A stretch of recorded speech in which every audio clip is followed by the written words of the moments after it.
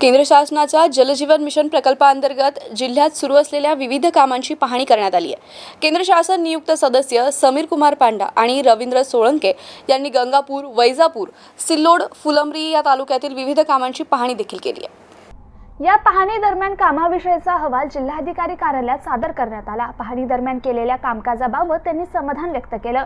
अपर जिल्हाधिकारी प्रवीण फुलारी यांच्याकडे सादर केला। तसेच जिल्हा परिषदेचे मुख्य कार्यकारी अधिकारी अंकित यांच्याशी देखील जलजीवन मिशनच्या कामाविषयी चर्चा करण्यात आली। पथकातील समीर कुमार पांडा, रवींद्र सोळंकी, महाराष्ट्र जीवन प्राधिकरणाचे कार्यकारी अभियंता दीपक कोळी, जलजीवन मिशनचे प्रकल्प संचालक तथा जिल्हा परिषदेचे उपमुख्य कार्यकारी अधिकारी राजेंद्र देसले, जिल्हा परिषद पाणी पुरवठा विभागाचे कार्यकारी अभियंता अजित वाघमारे उपस्थित होते। छत्रपती संभाजीनगर जिल्ह्यातील फुलंब्री तालुक्यातील गणोरी, सिल्लोड तालुक्यातील शिरसाळा आणि गंगापूर, वैजापूर तालुक्यातील काही ठिकाणी या पथकाने संयुक्त भेटी देऊन जलजीवन मिशन अंतर्गत केलेल्या कामकाजाची पाहणी केली। जलजीवन मिशन अंतर्गत सुरू असलेल्या प्रकल्पाची अंमलबजावणी होत असलेल्या विविध कामाच्या टप्प्याबाबतही पाहणी करून संबंधित यंत्रणेसोबत चर्चा केली।